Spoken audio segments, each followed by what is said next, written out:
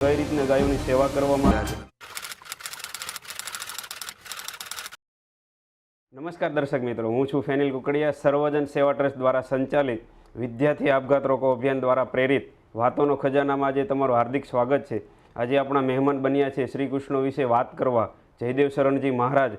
ગાયોની વિશે ઘણી સેવાઓ કરી રહ્યા ભાવનગરથી આપણી વચ્ચે બિરાજમાન છે જયદેવ શરણજી મહારાજ। જય ગૌ માતા। કે મારા ગુરુજી છે મનીષભાઈ વઘાસિયા, એમની એક ટેગલાઇનથી શરૂઆત કરીએ કે સારી સારી વાતો કરવા નહીં પણ સાચી સાચી વાતો કરવા આપણે જોડાઈએ। શરૂઆત કરીએ કે પોડકાસ્ટનો મુખ્ય હેતુ છે કે સમાજ, પરિવાર, ધર્મ, આત્મહત્યા અને પ્રેમ વિશે આપણે આજે ચર્ચા કરીશું। શરૂ કરીએ કે આપની પહેલી કથા અને આપનું જન્મસ્થળ। ફેનિલભાઈ, જય ગૌ માતા। પહેલાં તો આમંત્રિત કરવા બદલ અને સમસ્ત ગુજરાતની જનતા માટે સામે મારી વાત અને વિચારો રજૂ કરવા માટે। તમે જન્મ સ્થાનની વાત કરી, જન્મભૂમિની, તો મારો જન્મ આ સૌરાષ્ટ્રના એક ગામડાની અંદર થયો છે, પરંતુ સાધુ થયા પછી પૂર્વાશ્રમ કે જે મૂકીને સાધુ થયા છે એને યાદ વિશેષતા સાધુ નથી કરતા હોતા, પરંતુ આ સૌરાષ્ટ્રના એક ગામડાની અંદર એક પરિવારની અંદર સુખી પરિવારમાં જન્મ થયેલ। 18 વર્ષની ઉંમરે મેં દીક્ષા લીધી વલ્લીપુર વૈજનાથ મહાદેવ અમારા ગુરુ આશ્રમ નિંબાર્ક આશ્રમની અંદર। ત્યાર પછી સંસ્કૃત અને ભાગવતનું વિદ્યાધ્યન વૃંદાવનની અંદર મેં કર્યું અને ત્યાર પછી આ સર્વેશ્વર ગૌધામની સ્થાપના થઈ, કોબડીની અંદર સેવા કરીએ છીએ। પહેલી કથાની વાત કરું તો ખરેખર હું યાદ આવું કરું તો મને ભાઈ દાંત આવે એવું છે, કારણ કે જ્યારે પહેલી કથા કરી તો એક મનમાં ડર હતો કે પહેલી વખત વ્યાસપીઠ ઉપર બેસવું। વ્યાસપીઠ એ કોઈ સામાન્ય પીઠ નથી અને એની ઉપર બેસવું અને વાત કરવી અને સામાન્ય 5 વ્યક્તિ વિશે વચ્ચે બોલવામાં પણ આપણને ઘણો ખચકાટ થતો, એની બદલે કથા કરવી 3 કલાક કન્ટિન્યુ। અને પહેલી કથા મેં અમારી કોબડી ગૌશાળાની અંદર એક રાત્રિના સેશનની અંદર કરી હતી। બહુ ઓછા લોકોની વચ્ચે કથાનું આયોજન થયું હતું અને પહેલી કથા ત્યાંથી મેં શરૂઆત કરી ગૌ માતાના સાનિધ્યમાંથી। કોબડી ગૌશાળામાં પહેલી કથા ભાગવત કથા રાત્રિના સેશનની અંદર અમે કરેલી। તમે કોબડી ગોધામની વાત કરી ત્યારે જે સર્વેશ્વર ગોધામ આપ નિર્માણ કરી રહ્યા છો, કઈ રીતના ગાયોની સેવા કરવામાં આવી રહી છે અને ત્યાંનું મુખ્ય હેતુ શું છે સર્વેશ્વર ગોધામ? સર્વેશ્વર ગૌધામની સ્થાપના આજથી 11 વર્ષ પહેલાં થઈ છે। આમ તો આશ્રમ હતો, નીલકંઠ મહાદેવના સાનિધ્યની અંદર સેવા કરતા હતા, પરંતુ વિચાર એવો આવ્યો કે ગાયો હેરાન થાય છે, દુઃખી થાય છે, ગાયો માટે કંઈક કરવું જોઈએ। ગાયો, હું પહેલેથી ગાય સાથે જોડાયેલો વ્યક્તિ છું, મને પહેલેથી લગાવ, અને ઘણી વખત હું પૂર્વાશ્રમ મમ્મીને પૂછતો, બાને, કે મને આટલો ગાયો પ્રત્યે લગાવ કેમ છે? તો બા કાયમ કહેતા કે તમારો જન્મ ગોપાષ્ટમીના દિવસે થયેલો, કારતક સુદ અષ્ટમી, કે જે દિવસે ભગવાને પ્રથમ વખત ગૌચારણ કર્યું, એટલે ગોપાષ્ટમીના જે દિવસે ભગવાન પહેલી વખત ગાયો ચારે તે દિવસે જન્મ થયો, એટલે સહજ લગાવ છે, એટલે ગાયો સાથે પહેલેથી જોડાયેલા। બીજું, સનાતન ધર્મનો આધાર છે ગાય, ગાય વગર સનાતન ધર્મ ટકે એમ નથી, અને ગાયો હેરાન થતી જોઈ અને પછી ગાયોની સેવા, દૂધવાળી ગાયો નહીં, બીમાર ગાયો જે છે, હેરાન થતી ગાયો છે, એની સેવાનો સંકલ્પ કર્યો, શરૂઆત કરી।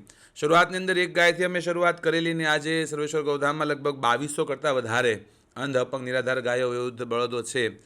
એક ગાય આવી બીમાર, સેવા કરી, બીજી ગાય આવી, ત્રીજી ગાય આવી, પછી વિચાર થયો કે આવી તો હજારો ગાયો દુઃખી થઈ રહી છે આજે સમાજની અંદર। લોકો સ્વાર્થી છે, તરછોડી દે છે દૂધ દોઈને, કેટલાય બળદો હેરાન થાય છે, ખેડૂતો ખેતી કરી અને પછી પોતાનો મતલબ પૂરો થતાં છોડી મૂકવા મળ્યા છે। તો આવા ગાયો અને બળદોની સેવા ચાલુ કરીને એની અંદર અત્યારે સર્વેશ્વર ગૌધામની અંદર ગુજરાતમાં હાઈએસ્ટ, ગુજરાતમાં સૌથી વધારે અંધ ગાય અત્યારે સર્વેશ્વર ગૌધામની અંદર છે।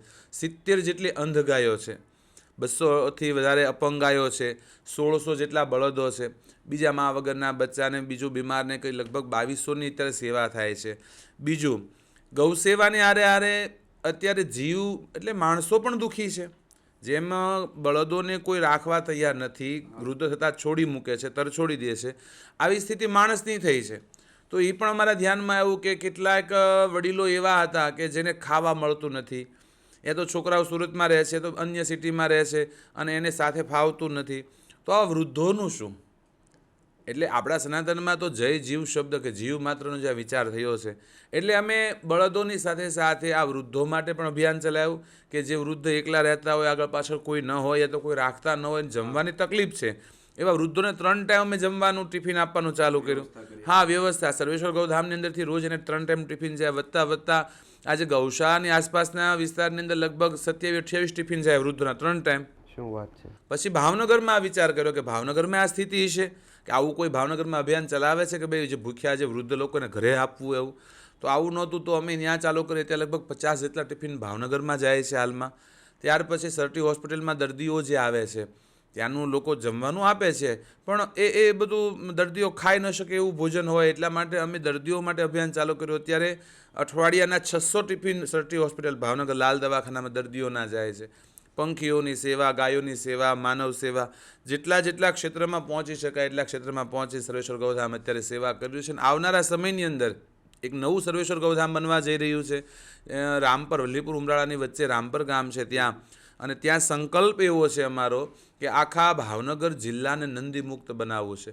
જે રસ્તા ઉપર જે નંદી રખડી રહ્યા છે જેનો કોઈ માલિક નથી, કોઈ રાખવા તૈયાર નથી અત્યારે, તો એના માટે, અને એ લગભગ સર્વેશ્વર ગૌધામ જે નવું બનવા જઈ રહ્યું છે અત્યારે, કદાચ અતિશયોક્તિ લાગશે પણ જે અમારું સ્વપ્ન છે એ પ્રમાણે ભારત રાજ્ય દેશની સમસ્ત ભારતની બીજા નંબરની ગૌશાળા છે સંખ્યાની દ્રષ્ટિએ, અને સમસ્ત ગુજરાતની પહેલા નંબરની ગૌશાળા સર્વેશ્વર ગૌધામ બનશે જ્યારે નંદીશાળા ચાલુ થશે. લગભગ 35 થી 40 હજાર નંદીઓની વ્યવસ્થા અમે ત્યાં કરવા જઈ રહ્યા છીએ આવનારા ટૂંક સમયની અંદર, અને આખા ભાવનગર જિલ્લા નંદી મુક્ત બનાવવાનો અમારો ધ્યેય છે.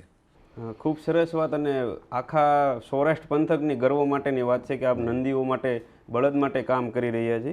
ત્યારે આગળ હું વાત કરવા માંગીશ કે સર્વેશ્વર ગૌધામમાં જે કામધેનુ ગૌ માતા છે એમની શું વિશેષતા છે? કામધેનુ ગૌમાતા અહોભાગ્ય સર્વેશ્વર ગૌધામના આ ભાવેણા પંથકના, સૌરાષ્ટ્રના અને ગુજરાતના કામધેનુ ગૌમાતા માટે એવું કહેવાય છે કે લાખો ગાયો જન્મતી હોય છે, લાખો ગાયો, ત્યારે એકાદી કામધેનુ જન્મે. કામધેનુ ગૌમાતાના માટે 3 લાક્ષણિકતા દેખાડવામાં આવી છે કે આ 3 વસ્તુ એમાં હોય એ કામધેનુ કહેવાય.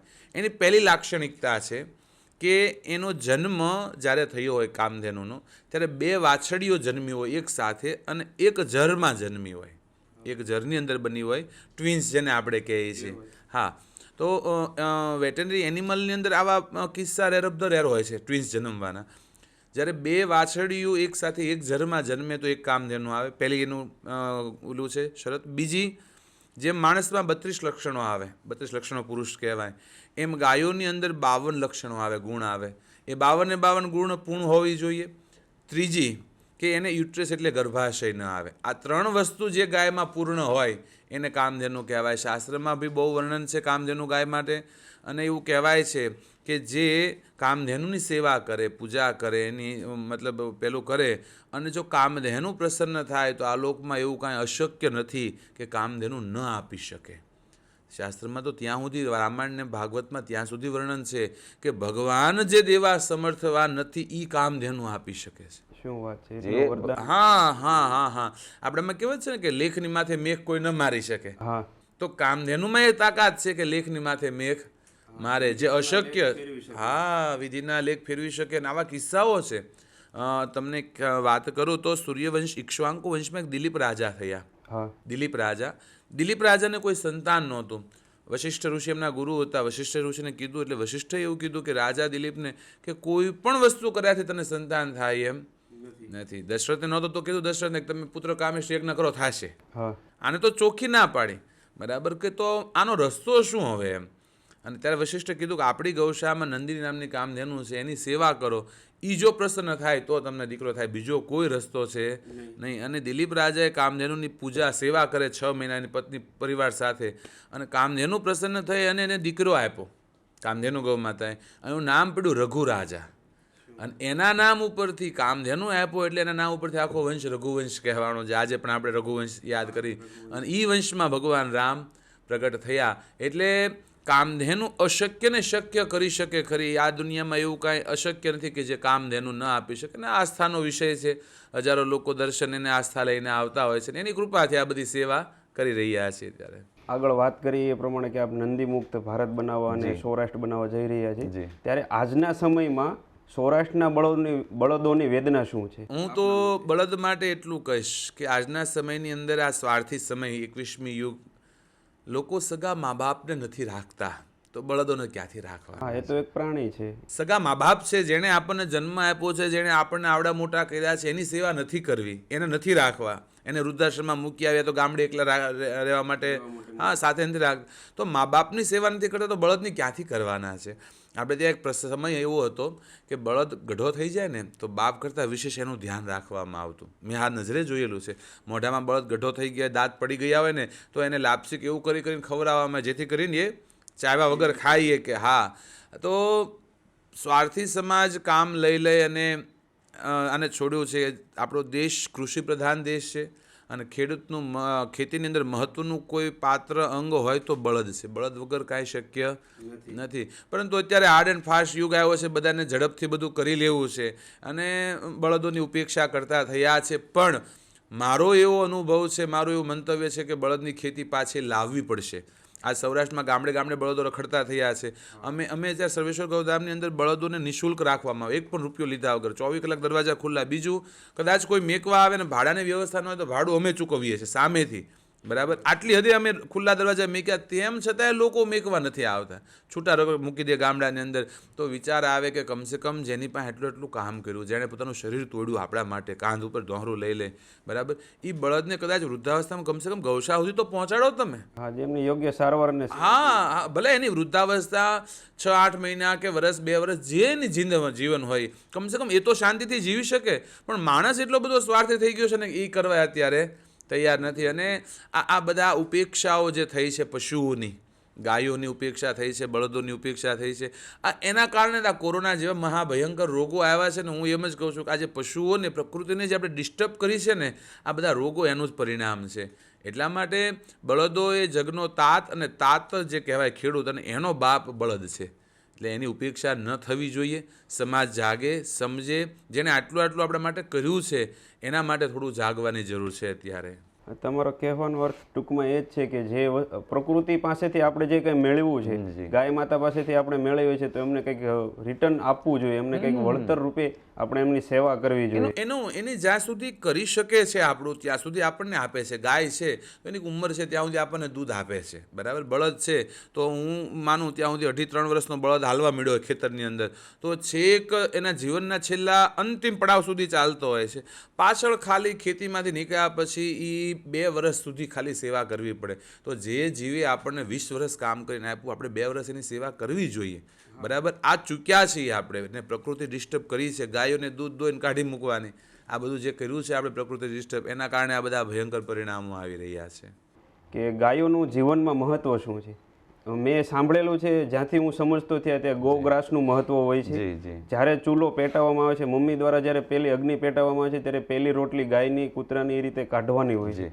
ત્યારે એનું મહત્વ શું હોય છે આજના જીવનમાં? ગાય એ માનવ જાતિ સાથે સીધું વણાયેલું પશુ છે. પશુ તરીકે જોઈએ તો ગાય સીધું માનવ જાત સાથે વણાયેલું છે. બીજું, આપણી સૌથી નજીકનું કોઈ પ્રાણી હોય તો ગાય છે. માનવ જીવનની સૌથી નજીકનું કોઈ હોય, એ એટલા માટે થઈને હિન્દુ ધર્મની અંદર સનાતનમાં ગાયનું મહત્વ છે જ. એવું કહેવાય છે કે પહેલા સમયમાં માણસ બીમાર ન પડતો. હા, એનું કારણ એવું હતું, આંગણે ગાય બાંધી હોય, એ ગાયને અગાઉ ખબર પડે કે આના ઘરમાં બીમારી આવવાની છે, કોઈ બીમાર પડવાનું છે. એ ગાય જંગલમાં ચરવા જાય તો આવું વડીલો પાસે સાંભળેલું છે, એ ગાય એવું ઘાસ ખાય કે જેનાથી એના દૂધની અંદર પરિવર્તન આવે અને એ દૂધ ખાનારો બીમાર ન પડે. હા, એ ઔષધિ રૂપી, હા, એ ઔષધિ રૂપી જે એને ખ્યાલ છે. ગાય છે ને એ બહુ જ્ઞાની છે, બહુ સમજે છે શું ખવાય શું ન ખવાય. આ ગાયનું બધા ગાયને ખૂબ આનું જ્ઞાન હોય છે. એટલા માટે થઈને. બીજું, તમે વાત કરી ગૌગ્રાસની, તો આપણે ત્યાં ગૌગ્રાસ કાઢવાની એક પ્રથા હતી. પહેલી રોટલી ગાયને અને છેલ્લી રોટલી કૂતરાને, આવી આપણા ઓલાની અંદર પરંપરા હતી. આપણે સનાતનમાં 10મો ભાગ કાઢવાની વાત છે, કે જે આવક છે એનો 10મો ભાગ કાઢવો જોઈએ. એ 10મા ભાગનો પણ એક ભાગ, 10મા ભાગના 10 ભાગ કરીને એક ભાગ ગાય માટે કાઢવું, આવું ધર્મની અંદર વ્યાખ્યા લખી છે. પરંતુ આજના સમયની અંદર માણસ ગાયનું કાઢતો બંધ થઈ ગયો છે, અને ગાયનું જે ખાય એ કોઈ દી સુખી થાય નહીં. બીજું હું આના માટે એક અત્યારે શહેર માટે કહું છું કે પહેલી રોટલી ગાયને, આ શબ્દ ક્યારે હતો? જ્યારે આંગણે ગાય બાંધતા, અને ત્યારે ગાય માટે કાઢવું જરૂરી હતું, બરાબર. પણ આજના સમયની અંદર તમે ગાયો માટે રોટલી કે અન્ય વસ્તુ જો કાઢો છો સિટીની અંદર અને રખડતી ગાયોને ખવડાવો છો, તો આ બહુ મોટું પાપ કરો છો, પુણ્ય નથી. કારણ કે એ ગાયનો ખોરાક નથી. રાંધેલી કોઈ પણ વસ્તુ છે, રોટલી છે, આ બધું જે કાંઈ છે એ અનાજ રાંધેલો એ ગાયનો ખોરાક નથી. ગાયનો ખોરાક ઘાસચારો છે. એનો જે ઘાસચારો એનો ખોરાક છે એને આપવો જોઈએ આપણે. તો આજના સમયમાં કેવું થઈ રહ્યું છે કે લોકો રોટલી છે, વધેલું એંઠવાડ છે, આવું બધું ગાયોને નાખે ને એ ગાયો ખાય અને એના કારણે એના શરીરની પ્રકૃતિ આખી બદલી ગઈ છે અને આવી ખાતી રખડતી ગાયોના દૂધ હકીકતમાં ઝેર સમાન થઈ ગયા છે. હા, બરાબર છે. જે એંઠવાડ ખાય છે, બરાબર છે. આ બધું ગાયની શરીરની રચના એવી છે, ગાયને 4 પેટ હોય, એમાંથી એનું જે બીજું પેટ છે, રૂમેન પછીનું જે પેટ આવે, એની અંદર મધમાખીના પૂડા જેવી જાળી હોય છે અંદર, અને ઝેરને શોષવાનું કામ કરે. પણ આપણે રાંધેલો ખોરાક દઈએ જ્યારે રોટલી આવું બધું બહુ અતિશય પ્રમાણમાં, એક બે તો એને બરાબર છે, પણ અતિશય જથ્થાબંધ ખવડાવે ત્યારે એ બધું બ્લોકઅપ થઈ જાય છે અને એને ઝેર શોષવાનું બંધ થાય, ગાયને આફરો આવીને મરી જતી હોય છે. એટલે રખડતી જે ગાયો છે એના માટે ગૌગ્રાસ માટે થઈને રોટલી નહીં કાઢતા. હું એવું કહું છું કે તમે એના માટે એક રકમ અલગ કરો કે ભાઈ ઘરમાં દાનપેટી રાખી 10 રૂપિયા રોજ ગૌગ્રાસ તરીકે તમે એમાં કાઢો, બરાબર. પછી જ્યાં પણ સંસ્થા સેવા કરતી હોય, જે પણ સારું આપણને લાગતી હોય ગૌશાળા, તો ત્યાં જઈને આપી દો. પણ આ રખડતી ગાયો છે જે એને ખવડાવવાનું બંધ કરવું પડે. જો તમે એવું ઈચ્છતા હો કે ગાય રસ્તા ઉપર આવતી બંધ થાય, આપણી હિન્દુ ધર્મની માં ગાય રખડતી બંધ થાય, તો રસ્તે રખડતી ગાયને ખવડાવવાનું પહેલું બંધ કરવું પડશે અને તો જ હકીકતમાં ગાય બચશે. બાકી આ બધું એંઠવાડો ખાઈ ખાઈને જે દૂધ આવે છે ખરેખર આપણા માટે ઝેર સમાન છે એમ કહીએ તો પણ કેન્સર જેવા રોગોનું કારણ એ પણ બની શકે છે. એટલે ગૌગ્રાસ દરેક હિન્દુએ સનાતનીએ ગૌગ્રાસ કાઢવો જ જોઈએ, પણ સમય પ્રમાણે ગૌગ્રાસની વ્યાખ્યાને બદલીને ગૌગ્રાસ કાઢવો જોઈએ. એમાંથીને જ હું વાત આપને પૂછીશ કે ગૌશાળામાં બાંધેલી ગાય અથવા તબેલામાં જે ગૌપાલકો આપણે ભરવાડ ભાઈઓ આહિર સમાજ જે ગાયોની સેવા કરી રહ્યા છે અથવા વ્યવસાય કરી રહ્યા છે, ત્યાં ગાયોને જે રોટલી ખવડાવવામાં આવે છે એ યોગ્ય છે કે નહીં? 1-2 રોટલી યોગ્ય છે. એના જે ખોરાક છે, આમ તો પશુઓના આપણે કેમ આપણે ડાયટ ચાર્ટ હોય આખો, આપણે આવું ખવાય એટલું એટલું હોવું જોઈએ, એમ એ રીતે ગાયોના સાયન્સની રીતે કહીએ આપણે વૈજ્ઞાનિક ઢબે, તો ગાયોનો જે ટોટલ ખોરાક છે એનો 10% એને ખાણદાણ આપવામાં આવે. એનો જે ટોટલ ખોરાક હોય છે એનો 10% ખાણદાણ આપવામાં આવે અને ખાણદાણની અંદર 20% સુધી અનાજને તમે ઇન્વોલ્વ કરી શકો. 20% અનાજ, બરાબર. એટલે ગાયનો જે ટોટલ ખોરાક હોય એની અંદર 2% તમે અનાજ લઈ શકો ખરા. હવે 2%ની અંદર તમે જુઓ તો તમે 2-3 રોટલી સુધી બરોબર છે, પણ પછી તમે જથ્થાબંધ એને આપો કે 10-20 રોટલી ખવડાવો તો એ ખોટું છે. એના માટે થઈને વધારે પડતું અનાજ એના શરીરને પચાવી શકતું નથી. અમુક સુધીનું જ અનાજ એના પેટમાં પચતું હોય છે. બાકી મેં જે કીધું એ રીતનું એને ચોકઅપ કરી આખું પેટને આફરોન બધી આવવાની શક્યતા. એટલે રાંધેલી રોટલી ખોરાક 1-2 રોટલી સુધી બરાબર છે, પણ એથી વધારે ન આપવું જોઈએ. કોઈ પણ જગ્યાએ ગાયો હોય એની બદલે મેં તમને કીધું એમ ગૌગ્રાસના તમે પૈસા કાઢીને જે ગાયનો મૂળ ખોરાક છે, બરાબર, તમે કદાચ 50 રૂપિયાની રોટલી લેશો, બરાબર, તો 10 રોટલી આવશે 50 રૂપિયાની. પણ એની બદલે 50 રૂપિયાનો તમે નિરાવ લેશો તો 20 કિલો મણ નિરાવ આવશે, તો એમાં ગાય આખો દી ધરાઈ જશે.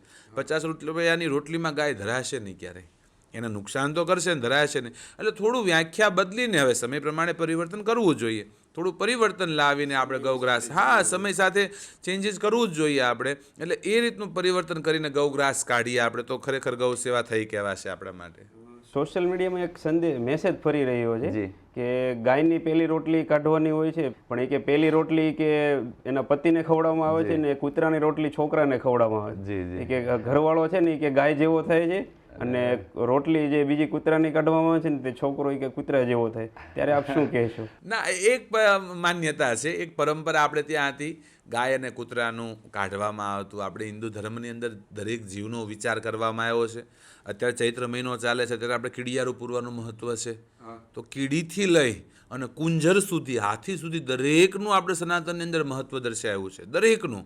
એટલે એટલા માટે થઈને કૂતરા અને ગાયો માટે વ્યવસ્થા હતી, પણ હવે સમય પ્રમાણે એમાં ચેન્જીસ લાવવું જોઈએ. હું આવું માનું છું, મૂકું છું. અને કૂતરાની તમે વાત કરી તો દરેકના ઘરમાંથી કૂતરાનો ખાવાનો ભાગ નીકળવો જોઈએ. આ બહુ વરવી વાસ્તવિકતા છે.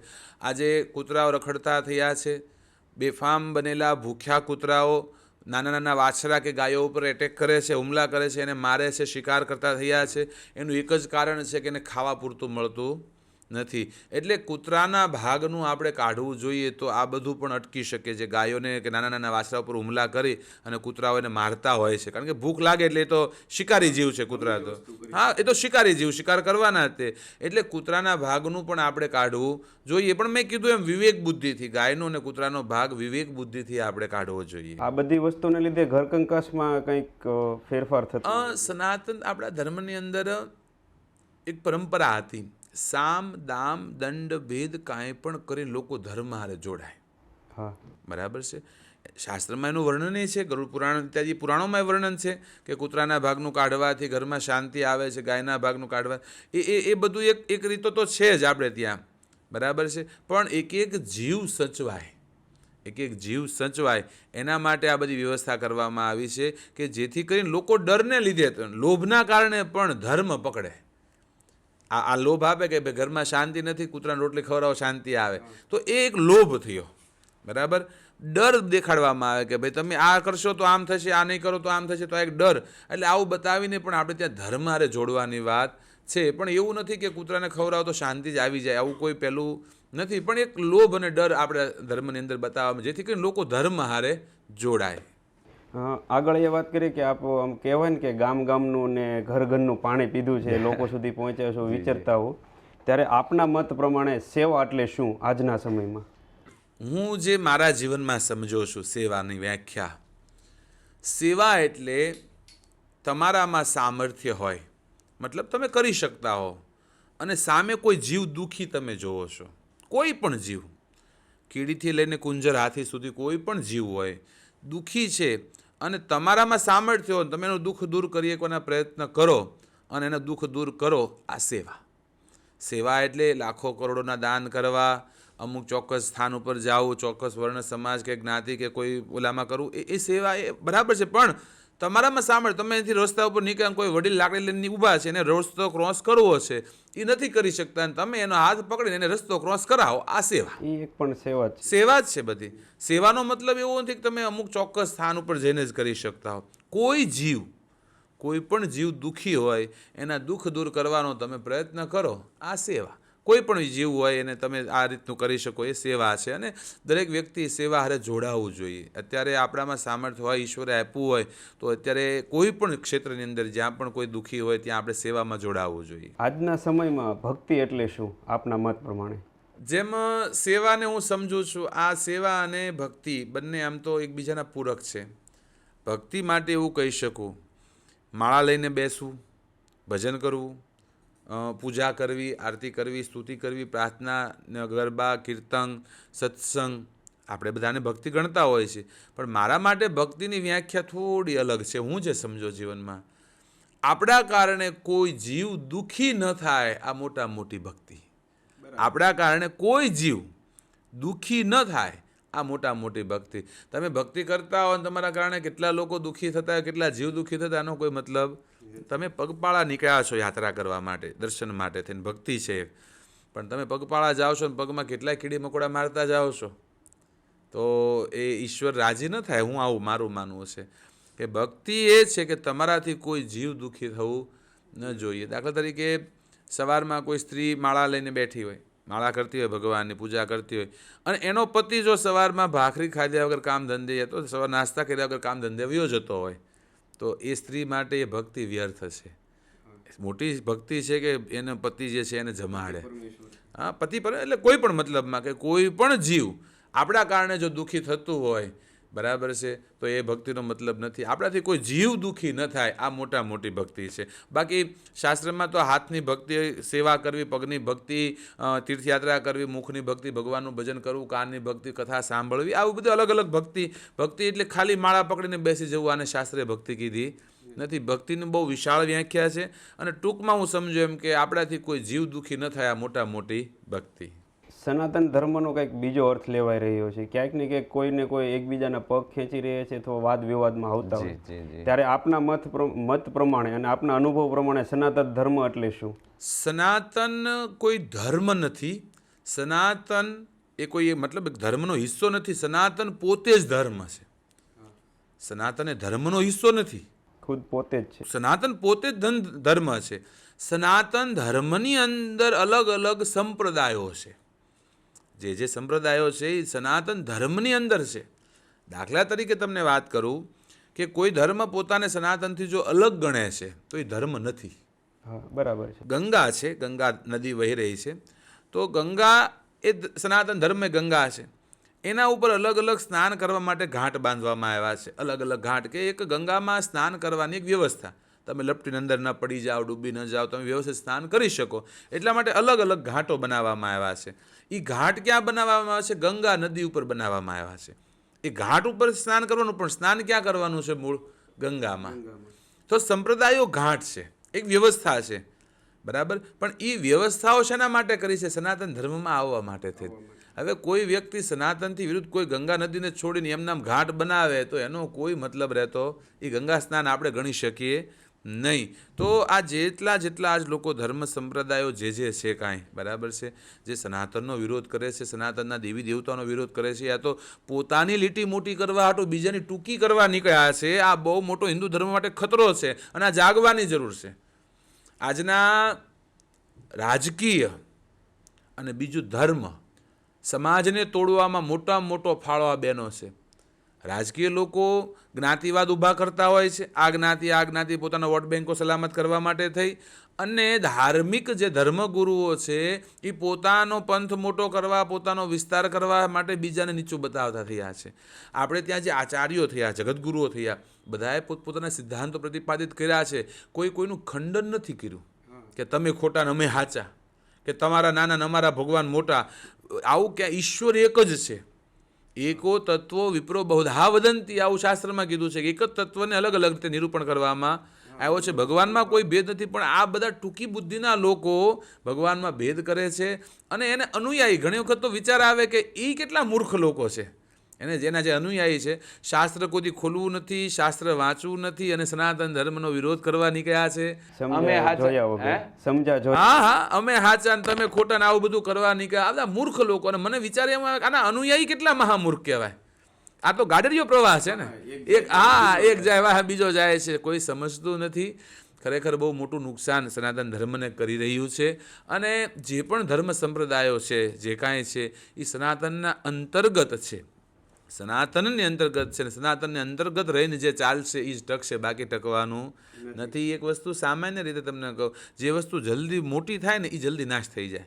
આપણે ચોમાસામાં જેમ બિલાડીનો ટોપ હોય, બિલાડીનો ટોપ એ 5 દિવસમાં ઉગી નીકળે, કેવડો મોટો થઈ જાય, એને નાશ થતાં વાર લાગે નહીં. એમાં બિલાડીના ટોપની જેમાં સંપ્રદાયો ફૂટી નીકળ્યા છે જે અત્યારે, બરાબર છે, અમારા ભગવાન કરીને, બરાબર, આ બધાનો નાશ થતાં વાર લાગશે. સનાતન સત્ય છે, આદિ અનાદિ સમયથી ટક્યો છે ને ટકવાનો છે, એની સિવાય બીજું કાંઈ ટકવાનું નથી. સત્ય સનાતન છે બસ. ના સમય પ્રમાણે દીકરી અને સ્ત્રીની ફરજ શું હોય છે?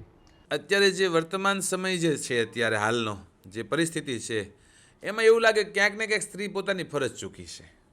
સ્ત્રી પોતાની જવાબદારી, ફરજ, લજ્જા, મર્યાદા, જે એના આભૂષણો કહેવાય, એ ચૂકી છે. આજના સમયની અંદર સ્ત્રી જો પોતાની ફરજ ચૂકે તો આ દેશ ખતમ થઈ જાય. એક મા તરીકે, એક દીકરી તરીકે સ્ત્રી પોતાની ફરજ ચૂકે. દીકરી સીતા જેવી હોવી જોઈએ કે જે ગમે એવી સ્થિતિ આવે તોય તે કોઈ દિવસ મા બાપને ફરિયાદ કરી નથી. એક મર્યાદામાં રહી છે સીતાજી પોતાની જે મર્યાદાઓ. રામાયણની અંદર પ્રસંગ છે જ્યારે રામ વનમાં જાય છે અને સીતા આવીને રડ્યા છે. માં કૌશલ્યા ઊભા, રામ ઊભા છે. એટલે કૌશલ્યાએ પૂછ્યું કે દીકરી કેમ રડે છો? રામ જાય ગમતું નથી. ત્યારે સીતાએ કીધું છે કે એવું નથી માં, પણ હું ક્યારેય તમે ઊભા હો અને હું રામ હારે વાત કરી નથી. સાસુ ઊભા હોય તો પતિ હારે વાત કરી નથી. ને પહેલી વહેલી વખત સાસુ છે અને મારા પતિ હારે વાત કરવી પડશે. આટલી મર્યાદા છે. તો પહેલું તો મર્યાદા વહી ગઈ છે સ્ત્રીઓની અંદર, દીકરીઓની અંદર. બીજું, માં જીજાબાઈ જેવી હોવી જોઈએ. શિવો તો જ જન્મે જો જીજાબાઈ માં હોય. જીજાબાઈ ન હોય તો શિવાજી જન્મે નહીં. કે જેને ગર્ભના સંસ્કાર આપવામાં આવ્યા, માના ધાવણના સંસ્કાર આપવામાં આવ્યા, આપણામાં કહેવાય એમ ઘોડિયાના સંસ્કાર આપવામાં આવ્યા છે. એટલે એક મા તરીકે જ્યારે સ્ત્રી પોતાની ફરજ ચૂકે ત્યારે આ દેશ પતનના રસ્તે જતો હોય છે. બહુ મોટો આધાર હોય છે સ્ત્રી ઉપર, આ જગતનો મોટો આધાર. કારણ કે એની ઉપર, દીકરી ઉપર 2 ઘરની જવાબદારી, એક પિતાનું ઘર અને એક પતિનું ઘર. એ બંનેની જવાબદારી એની ઉપર રહેલી છે. એટલે પોતાની ફરજ સમજીને આ દેશને વિશ્વગુરુ જો બનાવવો હોય તો એક સ્ત્રી બનાવી શકે. સ્ત્રીમાં એ તાકાત છે. એટલા માટે એક દીકરી અને એક સ્ત્રી તરીકે સમજદારીપૂર્વક લજ્જા મર્યાદાઓના જે આભૂષણો છે, આભૂષણો સાથે જીવને સારા સંસ્કાર આપે તો સારો સમાજ નિર્માણ થતો હોય છે. અમારી સંસ્થા હંમેશા સિક્કાની બંને બાજુ, જેમ રત્ન બંને પડ્યા હોય એમ સિક્કાની બંને બાજુ, સ્ત્રી અને પુરુષ બંનેને અમે સાક્ષી અથવા બંનેની વાત રજૂ કરતા હોય. ત્યારે જેમ આપણે સ્ત્રી વિશે વાત કરી એ પ્રમાણે પુરુષ અને આજના સમયના યુવાધન અને દીકરા વિશે આપ શું કહેશો અને એમની ફરજો? યુવાન કેવો હોવો જોઈએ, યુવાની કેવી હોવી જોઈએ? તો મને એક જ જવાબ મળે કે યુવાની રામ જેવી હોવી જોઈએ. જીવનના 3 તબક્કા હોય છે: બાલ્યાવસ્થા, યુવાન અવસ્થા અને વૃદ્ધાવસ્થા. તો બાળપણ કેવું હોવું જોઈએ? તો કૃષ્ણ જેવું નટખટ હોવું જોઈએ. મને ઘણા આવીને એમ કે અમારો છોકરો બહુ તોફાન કરે. છોકરો તોફાની જ સારો લાગે ને. બાળક હોય નાનું તો તોફાન કરે તો રૂડું લાગે, મજા આવે, આનંદ આવે. કઈ મોટા તોફાન કરે થોડું સારું લાગે. બાળક જ તોફાન કરી બાળક કૃષ્ણ જેવું હોવું જોઈએ, તોફાની હોવું જોઈએ. યુવાની રામ જેવી હોવી જોઈએ, મર્યાદા પુરુષોત્તમ રામ. કે ભગવાને ડગલે ને પગલે પોતાની મર્યાદા દેખાડી છે. આજનો યુવાન મર્યાદામાં હોવો જોઈએ, વિવેકવાળો હોવો જોઈએ. યુવાનની અંદર વિવેક નથી રહ્યો અત્યારે. વિવેક એટલે શું ખવાય, શું ન ખવાય, ક્યાં જવાય, ક્યાં ન જવાય, કોની યારે બેસાય, કોની યારે ન બેસાય, આનો વિવેક હોવો જોઈએ. આપણને ખ્યાલ હોવો જોઈએ કે આપણે શું કરી રહ્યા છીએ. અને વૃદ્ધાવસ્થા ભગવાન શિવ જેવી હોવી જોઈએ. શિવ જેવી એટલે ભગવાન શિવ કંઈ જાજુ બોલ્યા, સમાધિમાં તે આનંદમાં, ભજનમાં. વૃદ્ધાવસ્થા ભજનમય વિતાવો, શાંતિથી સમાધિ અવસ્થા જેમ વિતાવો, મૌન રહીને વિતાવો. પણ તકલીફ એ છે આજના સમયની અંદર કે આજનો યુવાન કૃષ્ણ જેવો થતો જાય છે, ચંચળ થતો જાય છે અને બધું. તો એ ખરેખર બહુ ખોટા રસ્તા તરફ છે. યુવાન મર્યાદાવાળો હોવો જોઈએ. એક વસ્તુ ક્યારેય ન ભૂલવી જોઈએ કે આપણે ક્યાં જન્મ્યા છીએ. આ દેશની અંદર જે સંસ્કારો પડ્યા છે, આ સીતા અને ગીતાનો દેશ છે, હિમાલય અને ગંગાનો દેશ છે, આ પિતામાં ભીષ્મ દાનવીર કર્ણનો દેશ છે આ ભારત દેશ. આની ગરિમા સાચવવી જોઈએ. આપણે ક્યાં જન્મ્યા, કઈ પરંપરામાં જન્મ્યા છે, કયા કુળમાં જ આનું પુરુષને પણ જ્ઞાન હોવું જોઈએ. આજનો યુવાન, આ દેશમાં જેટલા યુવાનો છે એટલા બીજા કોઈ દેશ પાસે યુવાન નથી. આજનો યુવાન જ્યારે વ્યસન અને દૂષણની અંદર ડૂબેલો હોય, આજની કોઈ મારી યુવાન બેન દીકરીઓ ફેશનની અંદર ડૂબેલી હોય, તો ખરેખર વિચાર આવે કે ક્યાં ગયો આપણો ધર્મ, ક્યાં ગયા આપણા સિદ્ધાંતો, ક્યાં ગયા આપણા સંસ્કારો. કે આ દેશનો યુવાન જ્યારે વ્યસન ઉપર ડૂબી મોબાઈલની અંદર 24 કલાક પોતાના માથા રાખી અને આખું પોતાનું સમયની કેવડી કિંમત છે એ સમયને બગાડી રહ્યો હોય છે. તો ખરેખર યુવાનોએ જાગવાની જરૂર છે, પુરુષોએ જાગવાની જરૂર છે. હું એક બહુ મહત્ત્વની તમને વાત કરું. આજના સમયની અંદર પતિ પત્નીથી પોતાનો મોબાઈલ છુપાવે છે, પત્ની પતિથી મોબાઈલ છુપાવે છે, દીકરો બાપથી છુપાવે છે, બાપ દીકરાથી છુપાવે. તો તમે એવી કઈ અંગત જિંદગી જીવો છો પરિવારને જાહેર નથી કરી શકતા? મોબાઈલના લોક રાખવા પડે છે. આનો મતલબ તો એવો થયો કે તમે ક્યાંક ને ક્યાંક ખોટા રસ્તે જઈ રહ્યા છો. તો દરેક મા બાપે, દરેક યુવાને, દરેક યુવતી આ માટે થઈને સજાગ બનવું જોઈએ કે કોઈથી જીવન છુપાવીને ખુલ્લું જીવન જીવતા થાય તો ખરેખર એક સારા રાષ્ટ્રનું નિર્માણ થાય. તમે જેમ કીધું સ્ત્રી પુરુષ બંનેનો ભાગ સરખો છે. એને સ્ત્રીનો જેમ ભાગ છે આ દેશનું નિર્માણ માટે, એમ પુરુષનો વધારે છે. આ દેશ પુરુષ પ્રધાન છે. પુરુષ સજાગ હોવો જ જોઈએ. પણ આજનો પુરુષ જ્યારે વ્યસનની અંદર ડૂબે છે ને તો ખરેખર આ દેશ અધોગતિના રસ્તે જશે, આવા આપણને ડર લાગતો હોય છે. હા, આગળ એ વાત કરીએ કે આપ રામચરિત માનસ અને શ્રીમદ ભાગવત ગીતા બંનેની કથા કરો છો, ત્યારે એક વાતથી હું તમને સજાગ વાત પૂછવા માંગીશ કે 14 વર્ષના વનવાસ રામ અને સીતા અને લક્ષ્મણજીએ ભોગવ્યા, એ પછી આજના સમય પ્રમાણે પતિ પત્ની અને પરિવારને શું મેસેજ આપશો? એમના શું સંસ્કાર હોવા જોઈએ? જે 14 વર્ષના રામ ભગવાને હસતા મુખે અને સીતા માતાએ કે લગ્ન પછી તરત 14 વર્ષનો વનવાસ રામ ભગવાન સાથે વિતાવ્યું, ત્યારે આજના પરિવાર અને પતિ પત્નીને શું મેસેજ આપશો એમાંથી? રામને વનવાસની વાત આવી, સીતા સાથે જવા તૈયાર થયા. દુઃખની અંદર કોઈ પણ સ્થિતિ આવે પતિને ન છોડાય, આપણો ધર્મ કહે છે. આજના સમયની અંદર પતિને મંદી આવ્યું હોય, કાં ધંધો ભાંગી ગયો હોય, યા તો ઓલું થયું હોય, તો તરત તે દીકરી રિહામણે આવી જાય કે હવે એને બધું પૂરું થઈ ગયું છે, કે કંગાળ થઈ ગયો, કંગાળ થઈ ગયો. બરાબર છે. તો પહેલી વાત શાસ્ત્ર કહે છે કે કોઈ પણ સ્થિતિમાં પતિને છોડાય. પત્નીનો એ ધર્મ છે કે પતિના પગલે સુખી ને પતિના ડગલે એને દુઃખી. પતિ જેમાં સુખી એમાં એ સુખ પોતાનું માને. બીજી વાત, રામની સાથે સીતાજી જંગલમાં ગયા છે. તો રામચરિત માનસમાં વર્ણન આવે છે કે સીતાજી બહુ પ્રસન્ન છે. સીતાજી જંગલમાં ક્યાંય રડ્યા આવું વર્ણન મળ્યું નથી કે રામને કોઈ દી કીધું હોય કે અહીંયા આ નથી ને ઓલું નથી. જે સ્થિતિ છે એમાં જીવે છે. રામ સીતા અને લક્ષ્મણનું ખૂબ ધ્યાન રાખે છે. લક્ષ્મણ સીતા અને રામની ખૂબ સેવા કરે છે અને સીતા એ વાતનું ધ્યાન રાખે કે મારા કારણે રામ કે લક્ષ્મણ દુઃખી થાય નહીં. તો એકબીજાના પૂરક બનીને જીવે છે. એકબીજાના પૂરક બનીને જીવે. બીજું, જ્યારે સીતાજી જ્યારે પરણીને સાસરીએ જાય છે અયોધ્યા, ત્યારે એની માં સુનૈનાને સંદેશ આપે છે, સાસ સસુર ગુરુ સેવા કર્યું. દીકરી, સાસુ સસરાને મા બાપ માની એની સેવા કરજે. અને જીવનમાં બહુ મહત્વની વાત સુનૈનાએ કીધી છે દીકરી સીતાને કે જીવનમાં કોઈ દી સુખને યાદ નહીં કરતી ને દુઃખની કોઈ દી ફરિયાદ નહીં કરતી. સુખ હોય, સુખ દુઃખ પડ્યું હોય તો સુખને યાદ નહીં કરવાનું ભાઈ તમારે પહેલાં બહુ સારું હતું અને આજના ગમે મારા બાપાના ઘરે તો આમ હતું ને હું મેકીને આવી. આ સુખને કોઈ દી યાદ નહીં કરતી અને દુઃખની કોઈ દી ફરિયાદ નહીં. ગમે એવી મુશ્કેલી પડે તો દુઃખ કોઈ દી ફરિયાદ કરવાનું નહીં. અને આ શબ્દ સીતાએ જીવનમાં ઉતાર્યું છે. જંગલમાં રહે છે, ફળ ફૂલ ખાય છે, પર્ણકુટીરમાં રહે છે તો એના જીવન સુગંધિત બન્યા છે. આજનો યુવાન બંગલામાં રહેતો થયો છે, સારા મિષ્ટાન મેવા ખાતો થયો છે તો એ જીવન એના ગ્રહસ્થ જીવન દુર્ગંધ મારતા થયા છે. એટલે ગમે ત્યાં રહો, તમે સમજદારીથી જીવો, એકબીજાના પૂરક બનીને જીવો તો ખરેખર ગ્રહસ્થ આશ્રમનો આપણને આનંદ આવે, તો જીવનમાં ખરેખર સુખ આવે. જીવવાનું તો છે તો રડી રડીને શું કામ જીવીએ? દાંત કાઢતા કાઢતા જીવીએ ને એકબીજાને શા માટે આવું બધું એકબીજાને ભૂલો કાઢીને જીવીએ? એટલે 14 વર્ષ વનવાસ છતાંય તે કોઈ દિવસ ભગવાને કે સીતાએ ક્યાંય ફરિયાદ કરી નથી, આનંદપૂર્વક જીવ્યા છે. ભાગવત કથાનું મહત્વ. જી, ભાગવત કથા, તમે એક શબ્દ વાપર્યો ભગવદ્ ગીતા અને ભાગવત. હું આપણા માધ્યમથી ઘણા લોકોને આના માટે ઘણી વિડંબના હોય છે, હું સ્પષ્ટ કરું. શ્રીમદ ભાગવત એ મહાપુરાણ છે, જે 18 પુરાણ છે આપણા, એમાંનું એક છે શ્રીમદ ભાગવત મહાપુરાણ, કે જેની અંદર ભગવાનના 24 અવતારનું વર્ણન છે. સુખદેવજી પરીક્ષિતનો સંવાદ છે. 18 પુરાણોમાં એક પુરાણ શ્રીમદ ભાગવત મહાપુરાણ અને એ કથા. અને એક છે ભગવદ્ ગીતા, શ્રીમદ ભગવદ્ ગીતા. શ્રીમદ ભગવદ્ ગીતા એ મહાભારતનો એક અભાગ છે. મહાભારત જ્યારે આખું છે આ રચાણું, અને રણ મેદાનમાં, કુરુક્ષેત્રના રણ મેદાનમાં અર્જુને કીધું કૃષ્ણને મારો રથ લઈ આલો સૈન્યની વચ્ચે, બે સૈન્ય વચ્ચે લાવ્યા છે અને બે સૈન્યને જોતા અર્જુન ના પાડે છે યુદ્ધ નહીં કરો, અને ભગવાને જે કીધું એને જ્ઞાન આપ્યું એ શ્રીમદ ભગવદ્ ગીતા. એટલે કથાઓ ભાગવતની કથાઓ થતી હોય છે. કથાઓની અંદર હું પોતે છેલ્લા 2 થી 2.5 વર્ષથી વધારે કથાઓના પ્રમાણમાં હું બહાર આવ્યો છું. સમાજમાં પરિવર્તન આવે છે તો કથા બીજું શું કરી શકે એનું મને વિશેષ ખબર નથી.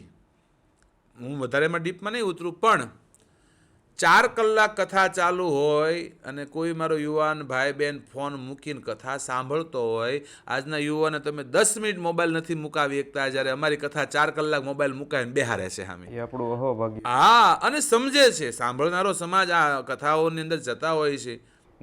યુવાધન વળી રહ્યું છે ધીમે ધીમે ભગવાન બાજુ અને કથા બાજુ. એનું કારણ છે કે યુવાનો કોઈ પણ હોય એ દરેક વ્યક્તિ સુખ અને શાંતિ ગોતે છે. સુખ અને શાંતિ ગોતે છે. હા, આજના સમયમાં તો શાંતિ એને કથાથી મળે છે, ધર્મથી મળે છે. એટલે ધર્મ તરફ વળ્યું છે, કથા તરફ વળ્યું છે કે એને સાચો આનંદની અનુભૂતિ થઈ રહી છે. એટલે કથા જીવનમાં જરૂરી. જીવનમાં જ્યારે હું તો કાયમ કહું થાકો હારો કંટાળો આ દુનિયાથી, ત્યારે કથાનો આશ્રય લેજો. ગમે ત્યારે કંટાળી જાઓ તમે તો કથાનો આશ્રય લેજો. ભાગવત કથા થકી તમારું દુઃખ દૂર થઈ જશે. કથાનો આશ્રય ગમે ત્યારે થાકો હારો કંટાળો કથાના શરણે વયું જવું જોઈએ. ભાગવત કથાથી બીજું કાંઈ મળે કે ન મળે પણ તમને શાંતિ અવશ્ય મળશે, એ મારો વિશ્વાસ છે. હાલ જ્યાં આપણે શ્રીમદ ભાગવત ગીતાની વાત થઈ ત્યારે સોશિયલ મીડિયામાં એવા ઘણા મેસેજ ફરી રહ્યા છે અને ભગવદ્ ગીતાના ઘણા શ્લોકનો પણ એવો ઉચ્ચારણ થઈ રહ્યો છે. ત્યારે આપના માધ્યમથી એ હું જાણવા માંગીશ કે જે આ બધા ઉદાહરણો અપાઈ રહ્યા છે એ શું હકીકતમાં સાચા છે? ઉદાહરણ તરીકે ઘણી એવી વાતો હોય છે કે લગ્ન કરીને બીજા સાથે પ્રેમ ન કરે. અમારી સંસ્થા હંમેશા આત્મહત્યા અને પરિવાર વિશે વાત કરતી હોય છે. ત્યારે કંઈક ને કંઈક આ બધી પ્રેમ, યુવાધન અને વ્યસનના લીધે આત્મહત્યાને યુવાનોમાં કેસ વધતા હોય ત્યારે આ સવાલ પૂછવાનો અમારે ઘણી ઈચ્છા છે.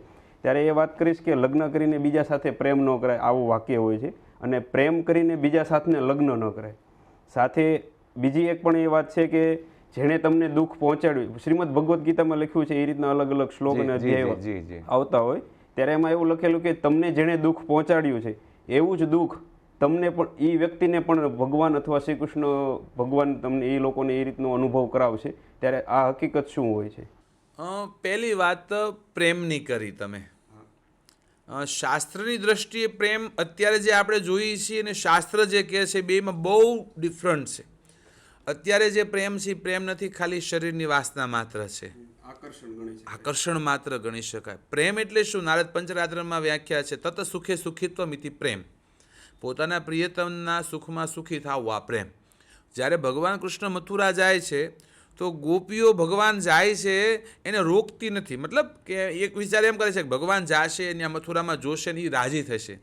ગોપીઓને દુઃખ છે, પરંતુ ભગવાન રાજી થશે એટલે ગોપીઓ એના સુખમાં સુખ માની રહી છે. આ પ્રેમ છે, બરાબર છે. આજનો યુવાન પ્રેમ કરતો હોય કોઈ છોકરીને, સ્ત્રીને, અને પછી એને કાંઈ બ્રેકઅપ થાય ને કાંઈ થાય તો એ પાછો કહેતો હોય જો તું મારી નહીં તો બીજા કોઈની નહીં. આ પ્રેમ નથી, બરાબર છે. બીજી વસ્તુ, તમે એવું મને કીધું કે લગ્ન પછી બીજાને પ્રેમ કરો યા તો પ્રેમ કરીને બીજા સાથે લગ્ન થવા. હું જે માનું છું, પ્રેમ જીવ માત્રને પ્રેમની જરૂર છે. જીવ માત્રને, બહુ બહુ બહુ મોટી વાત કહું છું, જીવ માત્રને પ્રેમની જરૂર. એ પ્રેમ મા બાપના સ્વરૂપમાં મળે, ભાઈ બહેનના સ્વરૂપમાં મળે, મિત્રના સ્વરૂપમાં મળે, પત્ની પતિના સ્વરૂપમાં મળે, પુત્રના સ્વરૂપમાં કોઈ પણ રીતે મળતો હોય. પ્રેમ પ્રેમ છે, બરાબર છે. પ્રેમ ઈશ્વરનું સ્વરૂપ છે. પણ લગ્ન પહેલાં પ્રેમનો વિચાર ન કરવો.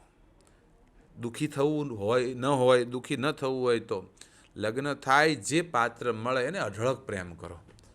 પણ લગ્ન પહેલાં આપણું શાસ્ત્ર ના પાડે છે. તમને પ્રસંગ ખબર હોય કે રામ અને સીતા જ્યારે પુષ્પવાટિકામાં મળ્યા છે, બંનેની નજર ચાર નથી મળી. એટલે લગ્ન પહેલાં આ બધું આપણે ત્યાં નિષેધ કરવામાં આવ્યું છે. બીજું, લગ્ન પછી પ્રેમ શું કામ કરવો? તમે જે સામે તમે કર્મ આજે વાત કરી મને એ ગમી કે તમે કોઈને દુઃખ પહોંચાડો તો તમને દુઃખ મળશે, બરાબર. તમે કોઈની આરે બેવફાઈ કરો છો, તમારું લગ્ન સાથી જીવન હોય, કોઈ પણ હોય, બરાબર છે. હવે તમે એક વખત એના સ્થાન ઉપર તમને મૂકો, બરાબર, કે તમે જે કરો છો એવું તમારી હારે થાય, તમને કેટલું દુઃખ થશે.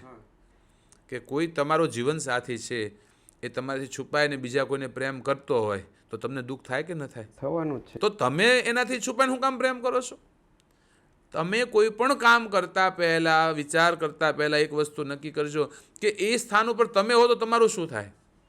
તમે જે વાત કીધી કે તમે કોઈને દુઃખ પહોંચાડો, તમને દુઃખ, તમે કોઈ હારે વાત કરો છો, કોઈને ઠેસ પહોંચે એવું કામ કરો, એ વખતે એક વખત તમારી જાતને ત્યાં મેકો કે તમે ત્યાં હો તો તમારી શું હાલત થાય. અને કર્મનો સિદ્ધાંત છે, કર્મણ્યેવાધિકાર હસ્તે મામ ફલેષુ કદાચ. અને કરેલું કોઈનું જવાનું નથી, કર્યા વગર કાંઈ મળવાનું નથી. કર્મ અરીસા જેવો છે, જેવું નાખશો એવું પાછું આવશે. આજ તમે કોઈનું ખોટું કરો છો તો કાલે તમારું કોઈ ખોટું કરશે. એટલા માટે થઈને સામેની વ્યક્તિની જગ્યાએ પોતાની જાતને મૂકીને એકવાર વિચાર, કોઈનું આપણે અપમાન કરીએ, કોઈને ખીજાઈએ, ક્રોધ કરીએ, લોભ કરીએ, કાંઈ પણ કરીએ તો એકવાર સામેની વ્યક્તિની જગ્યાએ તમારી જાતને મેકો, એની કમ્પેરિઝન કરો અને પછી તમે કોઈ પણ નિર્ણય કરો.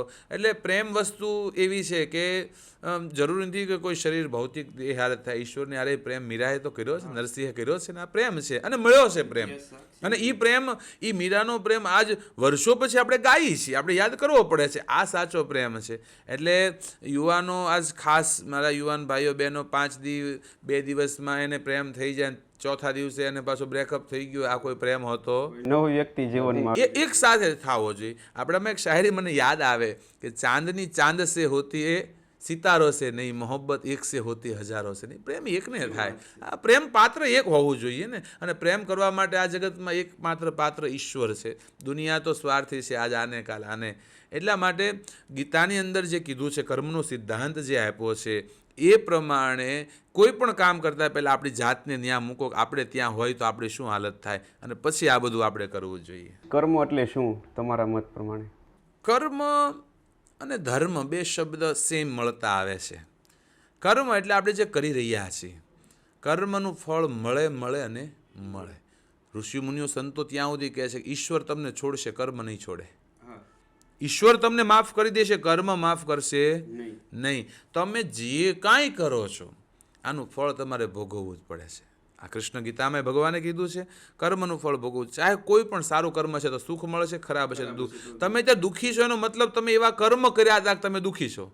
તમે સુખી છો એનો મતલબ તમે સારા કર્મ કરે. તમે ગણો કે એ માણસ બહુ ખરાબ છે, 2 નંબરના ધંધા કરે તો એ કેવો સુખી છે, પણ એનું આગળનું કર્મ સારું પડ્યું હતું. બરાબર છે? તો કર્મ તમે સારું કરો, કર્મ ધર્મ પ્રમાણે કર્મ કરો.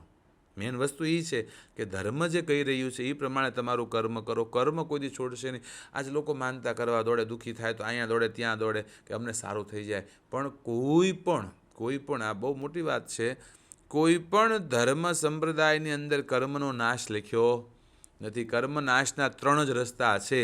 એક તો તમે ભોગવી લો તો નાશ થઈ જાય, બીજું કાં ભગવાનની અહેતુકી કૃપા થઈ જાય, હેતુ વગર ભગવાન કૃપા કરે તો ભોગવી લો, અને ત્રીજો સિદ્ધાંત છે કે 13 કરોડ મંત્ર જપની સંખ્યા વટી જાય, 13 કરોડથી વધારે મંત્ર જપ થઈ જાય અનુષ્ઠાનપૂર્વક તો કર્મનો નાશ થાય.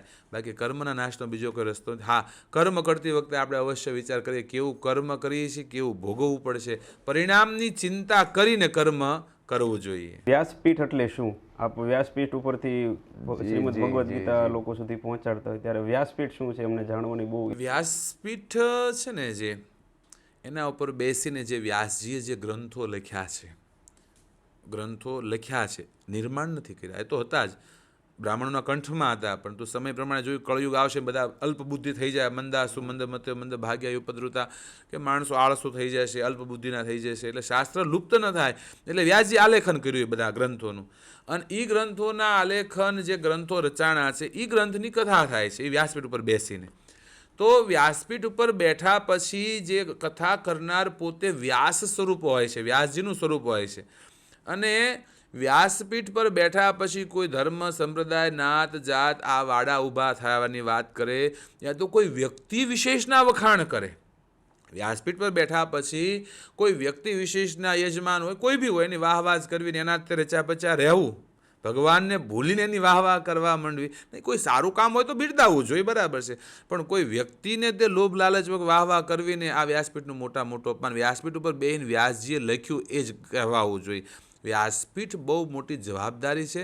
આજના સમયની અંદર લોકો વ્યાસપીઠને આવકનું સાધન માની લીધું છે અને એની ઉપર બેહીને બેફામ જે શાસ્ત્ર વિરુદ્ધનું છે, શાસ્ત્ર વિરુદ્ધની કોઈ વાત વ્યાસપીઠ ઉપરથી ન થવી જોઈએ. બહુ મર્યાદા છે મોટી વ્યાસપીઠની, બરાબર છે. એટલે આ વસ્તુ આજના જે પણ લોકો વ્યાસપીઠ પર બેસીને વાત કરી રહ્યા હોય છે, કથા કરી રહ્યા હોય છે, એ તમારી હૃદયની વાત કરવાની કે તમારા મનની વાત વ્યક્ત કરવાનું કોઈ સ્થાન નથી. એ સ્થાન વ્યાસપીઠ કેવલ ને કેવલ વ્યાસજીએ જે ગ્રંથો લખ્યા છે, શાસ્ત્ર સંમત વાત કરવા માટેની પીઠ છે. આજ તો બધું મજાક બની ગઈ વ્યાસપીઠે, તે ગમે એ બેસી જવું, એની એક મર્યાદા છે, વ્યાસપીઠની પણ મર્યાદા છે. વ્યાસપીઠ પર બેસીને જે કથા થઈ રહી છે, તુલસીપીઠની વ્યાસપીઠ, તુલસીપીઠ એટલે તુલસીદાસજીની જે કથા થાય રામચરિતમાનસ, એ તુલસીપીઠ છે. વ્યાસજીની જે લખેલી કથા છે વ્યાસપીઠ. અમારા ગુરુજી, હું જ્યારે ભણતો ત્યારે કહેતા કે વ્યાસપીઠ ઉપર કોઈ સ્ત્રી ન બેસી શકે, એની મર્યાદા છે, બરાબર છે. અમુક લોકો જ બેસી શકે, ચોક્કસ એનું બતાવ્યું છે. પણ આજના સમયની અંદર તો બધું વ્યાસપીઠ ઉપર બેસનારો ત્યાગી હોવો જોઈએ. તો આજ વ્યાસપીઠ બે બધા મેકઅપ કરીને બેસતા હોય છે, અલગ અલગ કપડાઓ પહેરવા છે, બધા એને ફેશનેબલ બધું, મતલબ એના ફેશન ડિઝાઇનરો છે, ફ્લેક્સિબલ થઈ ગયું છે. હા, બરાબર છે. તમે જ્યાં બેઠા છો એની વાત તો જ અસર કરે કે જો તમારા જીવનમાં હોય, તમારા વ્યવહારમાં નથી અને સામે વાત કરતા હોય તો એની કોઈ અસર પડે. એટલી કથાઓ થાય તો લોકોને પરિવર્તન ક્યાં આવ્યું છે, બરાબર. પણ હવે આ બધું મિથ્યા છે, ધન સંપત્તિ આ બધું મિથ્યા છે, આવા બોલવાના 10 લાખ રૂપિયા લેતો હોય, બોલવાના કે આ બધું મિથ્યા છે, બોલવાના 10 લાખ રૂપિયા લેતા હોય તો સામે વ્યક્તિને શું અસર પડવાની છે? એટલે મોટી વાત છે કે વ્યાસપીઠ ઉપર બેસતા વ્યક્તિએ એ સમજવું જોઈએ પોતાના જીવનમાં કેટલું છે. એ કવિના શબ્દો મને યાદ આવે કે દીઠી નથી ભૂખને છતાંય ભૂખ પર બોલે. જે એક ટક ભૂખ્યો ન રહ્યો હોય એ માણા કલાકો ભૂખ ઉપર ભાષણ આપે એનો શું મતલબ? દીઠી નથી કદી ભૂખને છતાંય ભૂખ પર બોલે, અનીતિમય ભર્યું જીવન ને ઈ પાછો સભા મધ્ય નીતિ પર બોલે. જીવનમાં અનીતિ હોય ને એ પણ નીતિ પર બોલતો હોય, સમજણ આપતા હોય. પરાઈ નારીને દેખી જેના નયન આમ તેમ ડોલે, ઈ વળી પાછો બ્રહ્મચર્ય ઉપર બોલે.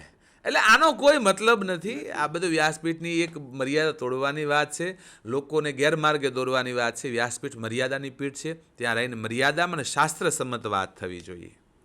આગળ એ વાત કરીએ કે આપ ઘણા લોકોને ઘરે પધરામણી કરતા હોય, ઘણા પરિવારને મળતા હોય, ત્યારે આપ શું કહેશો? પરિવાર વિખેરાઈ રહ્યો છે, પરિવાર તૂટી રહ્યો છે, ત્યારે આપનો સંદેશ શું રહેશે? આજના સમયની અંદર માણસથી દૂર ભાગી રહ્યો છે. પતિ પત્ની હોય તો એને મા બાપ હારે નથી રહેવું, બરાબર છે. મા બાપ હોય તો એને પરિવારથી મતલબ બધા નોખું સ્વતંત્ર જિંદગી, સ્વતંત્રતાની હારે માણસ સ્વચ્છંદી બની રહ્યો છે. આની પાછળનું મેં ઘણા સમયથી વિચાર્યું કે આ દેશ કે જ્યાં મા બાપ માટે થઈને રામ 14 વર્ષ વનમાં વ્યા જતા હોય, મા બાપની વચન પાળવા ખાતર થઈને, બરાબર છે, આ દેશની અંદર આ જે પરિવાર વિખાય કેમ? તો બહુ બધા ચિંતન પછી મને એક વસ્તુ સમજમાં આવી કે આપણે પશ્ચિમી સંસ્કૃતિનું અનુકરણ કરવા દોડ્યા છીએ. પશ્ચિમના જે દેશો છે એનું અનુકરણ કરવા માટે દોડ્યા છીએ. છોકરાને ઇંગ્લિશ મીડિયમમાં ભણાવવા છે, છોકરાને વિદેશ મોકલવા છે, પશ્ચિમની સંસ્કૃતિ અપનાવી, પશ્ચિમના આપણે પહેરવેશ અપનાવ્યા, પશ્ચિમનો ખોરાક અપનાવ્યો છે. આ બધું આપણે પશ્ચિમના ઓલામ રહ્યા છીએ. તો પશ્ચિમના જે દેશો છે, વેસ્ટર્ન દેશો છે, એની અંદર પરિવારવાદ નથી. જ્યાં જોઈન્ટ ફેમિલી જેવી કોઈ વ્યવસ્થા નથી. 2 જણા રહેતા હોય, છોકરું હોય, 15 વર્ષ તો થાય, હોસ્ટેલમાં ભણવા મૂકે, છોકરા રીતે ભણતું મોટું થાય, યોગ્ય લાગે એ કન્યા પસંદ કરી લગ્ન કરી લે છે, એ એની જિંદગી જીવે, મા બાપ એની જિંદગી જીવે છે. કોઈ અહીંયા 10 જણાનો પરિવાર વિદેશમાં નથી, બરાબર. તો હા, જોઈન્ટ ફેમિલી છે જ નહીં. તો તમે કલ્ચર અહીંયા લાવી રહ્યા છો તો એની અસર તો પડવાની, એટલે જોઈન્ટ ફેમિલી વિખાવાનું જ છે, બરાબર છે. એટલે પહેલું તો આ પશ્ચિમના દેશોના આંધળા અનુકરણથી આપણે બચીએ, પરિવારની અંદર આપણે સાથે રહીએ. તમે જે મુદ્દા ઉપર કામ કરો છો, સુસાઇડ ઉપર, જે વિદ્યાર્થીઓ આત્મહત્યા કરી રહ્યા છે, હું અત્યારે એ વચ્ચે મુદ્દો ટાંકવા માંગીશ કે જો સંયુક્ત પરિવારમાં રહેતા હોય, જોઈન્ટ ફેમિલીમાં રહેતા હોય, એ પરિવારમાં સુસાઇડના કિસ્સા નહીં હોય, નહીવત. કારણ કે જ્યારે બાળક મૂંઝાય તો દાદા દાદી પાસે જાય, કાકાને કહેશે, કોઈ પણ ને મતલબ વાત કરે, બધા સાથે રહેતા હશે તો એકબીજાને હળી મળીને પોતાની દિલની વાત શેર કરતું થશે. બાળક મૂંઝાણું હશે તો હવે આમાં કેવું થાય કે 2 વ્યક્તિ પોતે હોય ને 2 છોકરા હોય. હવે એ ભાઈ ધંધામાં હોય, બેન બધા ફેશનમાં બહાર બધે મોજ શોખમાં એની કિટી પાર્ટીઓમાં હોય છે, અને હા, અને 2 છોકરા વધે, 2 છોકરા કોને મનની વાત કરવા જાય, બરાબર. એટલે પરિવાર તૂટવું ન જોઈએ, પરિવાર બચે તો જ આવનારી બધી સંસ્કૃતિની પેઢી આપણી બચવાની છે. એટલે પરિવાર, સંયુક્ત પરિવાર, જેટલું રહી શકો એટલું સંયુક્ત પરિવારની અંદર રહેજો. પહેલી વાત છે ને કે કાચબાની ઉપર જે ઢાલ હોય કાચબાની, એ કાચબાને ભારરૂપ લાગતી હોય છે. એટલે કાચબા એ કાઢીને નાખી દીધી અને એનાથી હું આઝાદ થઈ ગયો, પણ એને ખબર નથી કે તે મોતના રસ્તા ખુલ્લા કર્યા છે. એ ઢાલ તારા માટે મોતને અટકાવીને ઊભી હતી, એ ઢાલ નીકળી ગઈ ઉપરનું જે ખોળ, એટલે હવે તારા માટે મોત થવા આસાન થઈ ગયું છે. એટલે પરિવાર તૂટશે તો જલ્દી આ બધો અંત આવશે. પરિવાર સચવાવો જોઈએ, સંયુક્ત પરિવારમાં રહેવાના પ્રયત્ન કરવા બધાએ. દીકરા દીકરીની આત્મહત્યા વધી રહી છે. જે યુવા ધન નાની વાતમાં સહનશીલતાના લીધે અને પરિવાર, જે આપ કહ્યું એમ, પરિવારના લીધે તેને આત્મહત્યાના કેસો વધી રહ્યા છે, અને એમાં વધારે પુરુષ અને યુવા દીકરાની આત્મહત્યા હોય, ત્યારે આપ શું કહેશો? 2 વાત છે, પુરુષની આત્મહત્યા અને દીકરાની આત્મહત્યા. પુરુષની આત્મહત્યા પાછળ મોટા ભાગે ઘરનો કંકાસ જવાબદાર છે ને સ્ત્રી જવાબદાર છે. એક પુરુષના લગ્ન થાય, એક બાજુ એની મા હોય, એક બાજુ એની પત્ની હોય. મા એમ કે દીકરા તારી વહુ આમ કરે છે, આમ કરે છે, વહુ એમ કે તારી મા આમ છે, આમ છે. હવે એ કોનો પક્ષ લે? એ માનો પક્ષ લે કે જે પત્ની એનું ઘર સર્વસ્વ આની માટે મૂકીને વહી આવી છે એના વિરુદ્ધમાં એની માનો પક્ષ લે, કે પછી પત્નીનો પક્ષ લે મા માટે થઈને? પત્નીનો પક્ષ લે તો એ માની વિરુદ્ધમાં જાવ કે જે માએ 9 મહિના પેટમાં રાખ્યો, આવડો મોટો કર્યો છે. કોનો પક્ષ લે? એ ઘંટીની અંદર એ સૂડી વચ્ચે સોપારીને પુરુષ પીસાય છે. એ સમજવાની જરૂર છે આજના સમયની અંદર. બીજું, ઘરમાં આ હોવું જ જોઈએ, આટલું હોવું જ જોઈએ, આ એક દેખાડો કરવાની જે સ્ત્રીઓની ઘેલછા છે સ્ત્રીઓને, કે ભાઈ આને આમ તો હોવું જ જોઈએ ને, ફલાણા ભાઈના ઘરે આમ હતું તો આપણે તો હોવું જોઈએ, લગ્ન હતા એના ઘરે એટલો ખર્ચ કરતો, આપણે તો કરવું જ જોઈએ ને.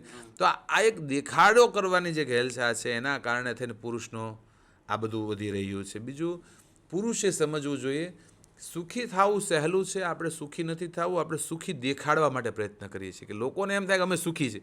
સુખી પોતાને થવું તો સહેલું જ છે, પણ આપણે લોકોને દેખાડવા માટે પ્રયત્ન કરી હેરાન થાય છે. બીજું, તમે બાળકોની, વિદ્યાર્થીઓની આત્મહત્યાની વાત કરી છે, તો પહેલી વસ્તુ કહું છું કે દરેક મા બાપ માટે, જેટલા મને સાંભળી રહ્યા છે દરેક મા બાપ માટે, તમારું સંતાન છે રેસનો ઘોડો નથી કે તમે એને રેસના અંદર ઉતારતા હો ઘોડાને, કે ઘોડાને કાંઈ પણ થાય, મરી જાય ભલે મરે, પણ એને જીતવાનું.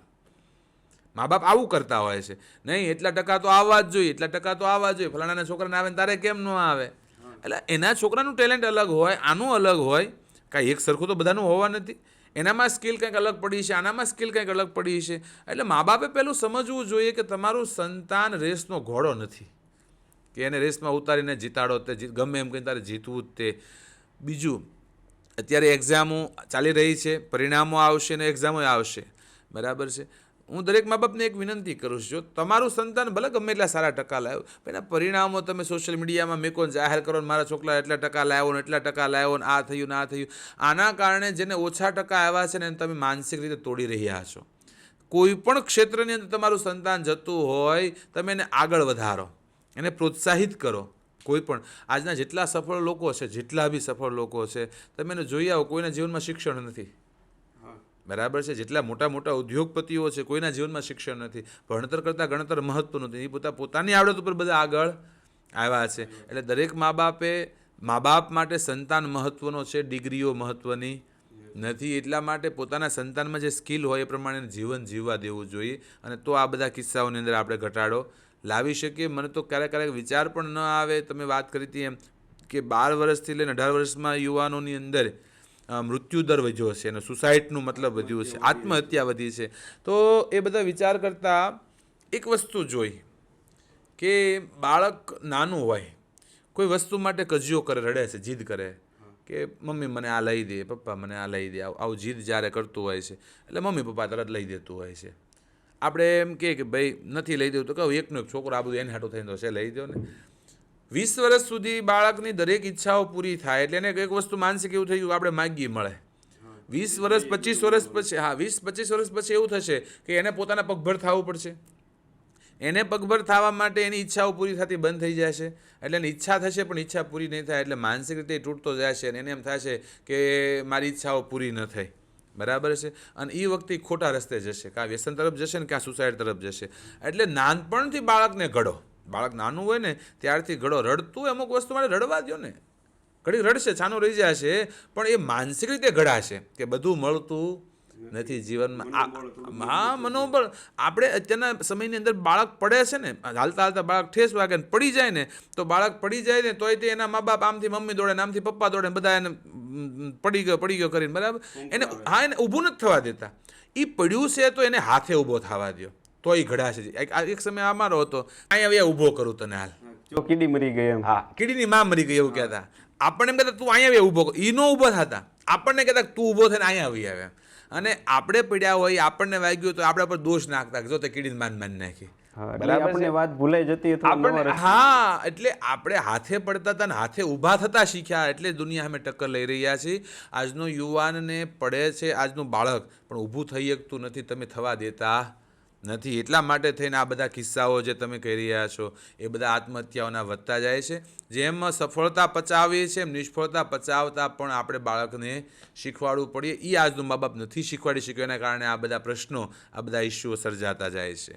આગળ એ વાત કરીએ કે આપ શ્રીમદ ભગવદ્ ગીતાનું આયોજન થતું, અને મેં જ્યાં સુધી સાંભળ્યું છે ત્યાં સુધી પિતૃના મોક્ષાર્થે કથાનું આયોજન થતું. આપણે એમનું સન્માન કરીએ છીએ, ગર્વની વાત છે. ત્યારે આગળ એ વાત હું પૂછવા માંગીશ કે જ્યારે આ પિતૃના મોક્ષાર્થે કથાનું આયોજન થતું હોય ત્યારે મેં જ્યાં સુધી જાણ્યું છે અથવા મને સમજણ છે ત્યાં સુધી મેં એ જોયું કે પિતૃ કોઈને નડતા નથી. આમણે એમ કહેવાય ને કે પિતૃ નડતા હોય, પણ એ તો આપણા મા બાપ છે, સર્વસ્વ છે. એટલે પિતૃ કોઈને નડતા નથી, પણ એના કર્મો અને એના કરેલા કાર્યો બાળકોને અને સંતાનોને નડતા હોય છે, કંઈક ને કંઈક અસર કરતા. ત્યારે એ વાત હું તમને પૂછવા માંગીશ કે આજનું જે યુવા ધન છે અને આજના સમયના જે બાળકો છે એને જે કરેલા કાર્યો છે અને કર્મો છે એને ભવિષ્યમાં એ જ્યારે એ માતા પિતા બનશે ત્યારે એને સંતાનોને જરૂર નડશે. કેમ કે બાળકોએ આજના ગેરસમજણ અથવા પરિવારના એવા પ્રેશરના દબાણના લીધે કેટલાય વ્યક્તિઓ એકબીજાની મનના વિચાર અને સમજતા નથી, ને એને લીધે કોઈકનો કોઈક પરિવાર અથવા એકનો એક દીકરો આત્મહત્યા કરતો હોય છે. ત્યારે આ જે મોક્ષાર્થેની વાત મેં કરી કે પિતૃઓ માટેની, તે આજનું યુવાધન આગળ જતા જે કર્મનો સિદ્ધાંત છે એના માટે આપ શું કહેશો? પિતૃ મોક્ષાર્થે ભાગવત કથા થતી હોય છે. ભાગવત થકી પિતૃના મોક્ષ થાય આવું શાસ્ત્રમાં લખ્યું છે. શાસ્ત્ર સાચું હોય છે, આપણે એને સ્વીકારવું પડતું હોય છે. પણ હું એવું માનું છું કે મર્યા પછી કથા કોઈ પિતૃ સાંભળે મોક્ષ થાય એની કરતાં જીવતા જીવ જે થાય એ સાચો મોક્ષ છે. કથા પિતૃ મોક્ષમાર્થે છે જ, પણ મારી દૃષ્ટિએ કથા યુવાનો માટે વધારે છે, યુવાનોમાં પરિવર્તન લાવવા માટે છે. અને તમે જે વાત કરી કે પિતૃઓ નડતા ન હોય, વાત હું માનું છું કે મા બાપ કોઈ સંતાનનું અહિત વિચારે, જીવતા જીવ ન વિચારે, મર્યા પછી થોડું સંતાનનું અહિત, શક્ય જ નથી એ બધું. આશીર્વાદ અને સંસ્કાર હંમેશા સાથે જ રહેવાના છે. અને તમે જે વાત કરી, બહુ મુદ્દાની વાત કરી કે મા બાપનું કરેલું કર્મ હોય એવું કાંઈ, તો એ પછી સંતાનને, જેમ કે બાપનું લેણું હોય છોકરાને ભરવું પડે. બાપાનું એક્સપાયર થાય ને જે લેણું હોય એ છોકરાને ભરવું પડે. બાપાની જે આબરૂ હોય છોકરાને આવે છે, લેણું હોય એ બાપ છોકરાને આવે છે, તો બંને આવે છે. તો એ પ્રમાણે કર્મ પણ, જ્યારે ખોટા કર્મો મા બાપે કર્યા હોય, દાખલા તરીકે કોઈ બાપ અનીતિ કરીને ઘરમાં પૈસો લાવે છે, અનિતિના પૈસાનું સંતાનો ખાય છે, એ સંતાનને કોઈ દી સારા સંસ્કાર આવતા નથી. કર્મ મા બાપનું છે, ભોગવે છે સંતાન. જેવું વાવો છો એવું એવું ઉગશે. એટલે આજનો યુવાન કે આજની કોઈ માતાઓ બહેનો જો ખોટા રસ્તે જતા હોય તો પોતે તો ભોગવશે, પણ એનું દુષ્પરિણામ વાહે સંતાનો પણ ભોગવશે જ. એટલા માટે આપણા માટે ને આપણા સંતાનો માટે, આવનારી પેઢી માટે પણ આપણે સાચા ને સારા રસ્તે રહેવું જરૂરી છે. આના ખરાબ પરિણામો આપણા સંતાનોને પણ ભોગવવા પડશે. અને શિક્ષણમાં શ્રીમદ ભગવદ્ ગીતાનું મહત્વ બહુ મહત્વની જરૂર છે. ને હું ગુજરાત સરકારને આ માટે લાખ અભિનંદન આપું છું કે સરકારે આ વિચાર કરીને ભગવદ્ ગીતાને આની અંદર પાઠ્યક્રમની અંદર લીધું, અભ્યાસક્રમની અંદર લીધું. આની બહુ પહેલાં જરૂર હતી. નાનપણથી જો ગીતાના શ્લોકો વણાઈ ગયા હશે, યુવાન કોઈ દી ખોટા રસ્તે નહીં જાય. ગીતાના એક શ્લોકની અંદર એટલો સાર છે, એટલો મર્મ છે કે કોઈ પણ વ્યક્તિ ખોટું નહીં કરે ક્યારેય જીવનની અંદર. એટલા માટે ગીતા જીવનમાં વણાવવી જોઈએ. હું તો કાયમ કહું છું કે તમારું બાળક અંગ્રેજી કડકડાટ બોલે ત્યારે નહીં, ગીતાના શ્લોક બોલે ત્યારે રાજી થવું જોઈએ મા બાપે. એટલે જીવન જીવવા માટે જે કાંઈ જોઈએ છે એ શ્રીમદ ભગવદ્ ગીતાના 18 અધ્યાયની બધું મળી ગયું છે. એટલા માટે થઈને ગીતા અભ્યાસમાં તો આવી જોઈએ, પણ તમારા ઘરમાં સંતાનો પાસે વંચાવો. તમે વાંચો, તમે કરતા હશો તો વાંચે સંતાનો કરશે, અને તમારા ઘરમાં ગીતાના શ્લોકો ગાતા થાવ, તમારું બાળક કોઈ દી ખોટા રસ્તે નહીં જાય. આત્મહત્યાનો અર્જુન નાસીપાત થઈ ગયા છે યુદ્ધ માટે થઈને, અને બેઠા છે કે હું યુદ્ધ નહીં કરું, અને ત્યારે ભગવાને સંભળાવી છે. એટલે જીવનમાં હારો થાકો ત્યારે ગીતાનો આશ્રય લેજો, જીવનની રસ્તાઓ તમને મળવા માંડશે. ખૂબ સરસ વાત. અંતે એ વાત કરીશ, આપ અવારનવાર સુરત આવતા હોય ત્યારે સુરતની ગમતી વાત અને સુરતના લોકોનો પ્રેમ અને એમને શું સંદેશ આપશો? સુરતની ગમતી વાત આ ઉકળતી ધરા છે. સુરતની ધરા છે ને ઉકળતી છે. અહીંયા હાવ કોઈ આળસુ માયકાંગલો માણસ આવે ને તો દોડતો થઈ જશે. આ પાણીમાં તાકાત છે એટલી, બરાબર છે. ઉકળતી ધરા છે. દરેક સિક્કાની બે બાજુ હોય છે, એમ એક વ્યસનોની બાજુઓ પણ જોઈ છે. એક પ્લસ પોઈન્ટ કે આ પ્રજા દાનવીર કર્ણની ભૂમિ ઉપરની પ્રજા સુરતની ખરેખર કર્ણના રસ્તે ચાલી રહી છે. આ સૌરાષ્ટ્રની અંદર અતિશયોક્તિ નથી. આ સૌરાષ્ટ્રની અંદર ગૌશાળાઓ ચાલતી હોય, સેવાઓ થતી હોય, તો એના મોટામાં મોટો ફાળો સુરતનો છે. સુરત ન હોત તો સૌરાષ્ટ્રની એક પણ ગૌશાળા ચાલે એમ નથી. જે કાંઈ દાન છે એ 80% ડોનેશન સુરત કરે છે. આ સૌરાષ્ટ્રની અંદર સર્વેશ્વર ગૌધામથી લઈને તમામ સંસ્થા, તમામ ગૌશાળાની અંદર. બીજું, સૌરાષ્ટ્રના વાસીઓમાં દયા ભાવ ખૂબ છે, પ્રેમ ભાવ ખૂબ છે, સેવાનો ભાવ ખૂબ છે. સુરતની અંદર બધા સૌરાષ્ટ્રીયન બધા વસ્યા છે. ગઈકાલની હું ઘટના કહું, ગ્રીન આર્મી કરીને એક આપણી સંસ્થા છે જે વૃક્ષારોપણનું કામ કરે છે. તો મને તો સવારમાં વહેલા મુલાકાતે ગયો અને લગભગ 50 યુવતીઓ, મારી માતાઓ, બહેનો અને ભાઈઓ બધા થઈ અને સુરતને નિસ્વાર્થ હરિયાળું કરવા જે મથે છે. કોઈ સ્વાર્થ નથી ને એને શું ફેર પડવાનો છે? તો આ કર્ણની ભૂમિ ઉપર ખરેખર કંઈક તો તાકાત છે કે માણસો આ રીતની નિસ્વાર્થ સેવા કરી રહ્યા છે અને આ બધું યશ કમાઈ રહ્યા છે. એટલે એક બાજુ કદાચ વ્યસનોની કે હશે ફેશન દૂષણની, પણ એક સારી બાબત મને એ બહુ જોવા મળે કે અહીંયા સેવાનો ભાવ ખૂબ છે. લોકોને નિસ્વાર્થપણે સેવા કરનારો એક સમાજ બહુ મોટો છે સુરતની અંદર. અંતે આ આખા જે આપણે વાતચીત કરી અને અમારા જે ટીમ મેમ્બર છે જે વિના કોઈ પણ સ્વાર્થ રાખ્યા વગર, કોઈ પણ પેમેન્ટ અથવા આમ ગણો ને કોઈ પણ વિચાર કર્યા વગર અમારી સાથે જોડાયેલા છે, ત્યારે આમ કહેવાય ને કે આખી વાર્તાનો બોધપાઠ, ત્યારે આપ શું કહેશો અમારી ટીમને વાતોનો ખજાના? ખરેખર તમે જે શરૂઆત કીધી કે સારી નહીં સાચી વાતને આગળ લાવવી જોઈએ. સત્ય હંમેશા કડવું હોય છે. આજ સમાજમાં સાચું બોલનારાની કમી થઈ ગઈ છે, બરાબર છે. એટલે આપના થકી સાચી વાતો બહાર આવે. બીજું, જે આપ કામ કરી રહ્યા છો કે વિદ્યાર્થીઓના સુસાઇડ માટે થઈને, ખરેખર જે પણ વ્યક્તિઓ આ જોઈ રહ્યા છે, સાંભળી રહ્યા છે, હું બધાને કરબદ્ધ પ્રાર્થના કરવા ઈચ્છીશ કે ખરેખર આ બહુ ચિંતાનો ગંભીર મુદ્દો છે. આ કોઈ હળવામાં લેવા જેવી વાત છે નહીં. બહુ ચિંતાનો ને ગંભીર મુદ્દો છે. અને આપના થકી, આ વાતોના ખજાના થકી જે સમાજ શ્રેષ્ઠીઓ હશે, જે જીવનમાં કંઈક સફળ થયા છે, જે કંઈક ક્ષેત્રની અંદર આગળ નીકળ્યા છે, એના જીવનની અમુક વાતો જે અનકહી વાતો હોય છે એને તમે બહાર લાવી રહ્યા છો અને એ કેમ આ સ્થાને પહોંચ્યા છે, શું કરી રહ્યા છે, એ આપના માધ્યમ થકી લોકો જાણી રહ્યા છે. ત્યારે આપની આ જે કોન્સેપ્ટ છે વાતોનો ખજાનો અને જે રીતના તમે કામ કર્યા છો, ખરેખર મને બહુ હૃદયથી આનંદ થાય છે અને લોકોને પ્રેરણા મળે આમાંથી કેટલા લોકો આ બ્રોડકાસ્ટ ઇન્ટરવ્યૂ જોશે, સાંભળશે અને એને પ્રેરણા મળશે અને સફળતા કઈ રીતે મળતી હોય છે, સફળતા પચાવવી પણ એક મોટી વાત, સફળતા મેળવવી પણ મોટી વાત, સફળતા પચાવવી એ પણ મોટી વાત છે. અને એ સફળતા પચાવેલા લોકો જ્યારે અહીંયા આવશે અને એ બધા આપની વાતો વિચારો પોતાના રજૂ કરે અને એમાંથી ઘણા લોકોને પ્રેરણા મળતી, એટલે હું પ્રસન્ન થાઉં છું આ વાતોના ખજાના આપના આ ઇન્ટરવ્યૂથી. અને ખૂબ પ્રગતિ કરો અને ખૂબ લોકો આપના થકી પોતાના જીવનમાં પરિવર્તન લાવે એ બધા એને વાત મળે એવી અભ્યર્થના. ખૂબ ખૂબ આભાર જયદેવ શરણજી મહારાજ. આપ કોબડી ધામથી, સર્વેશ્વર ગોધામથી આજે અહીંયા પહોંચ્યા છો અને અમને આશીર્વાદ રૂપી આપના શબ્દો થકી લોકોને જીવનમાં, પરિવારને કંઈ 2 શબ્દ અને મેસેજ આપ્યો છે એ બદલ અમારી પૂરી ટીમ આપનું ખૂબ ખૂબ આભાર વ્યક્ત કરે છે. અને અમને ગર્વની એ વાત છે કે અમારા પરિવારથી લઈને, માતા પિતાથી લઈને જેટલી અમારી ટીમ છે એ વિનામૂલ્યે કોઈ પણ સ્વાર્થ રાખ્યા વગર આમાં સેવા આપી રહ્યા છે. અમારે ભાવેશભાઈ ચાવડા છે, મિલનભાઈ પડસાળા છે. આ સંપૂર્ણ પોડકાસ્ટ જ્યારે લોકો સુધી પહોંચાડવો હોય ત્યારે શિક્ષા ટીવી કેબલ ચેનલ થકી આ વિનામૂલ્યે આ કેબલ ચેનલ ઉપર આ આખી વિડીયો લોકો સુધી અમે પહોંચાડીએ છીએ અને સોશિયલ મીડિયા ઘણા લોકો અમારી સાથે જોડાયેલા છે, જેના થકી અમે એક આ વિચાર લોકો સુધી પહોંચાડીએ, જેથી પરિવારનો એકનો એક દીકરો અથવા એનો વંશવેલો જે કહેવાય કે એક બાળક આત્મહત્યા કરતા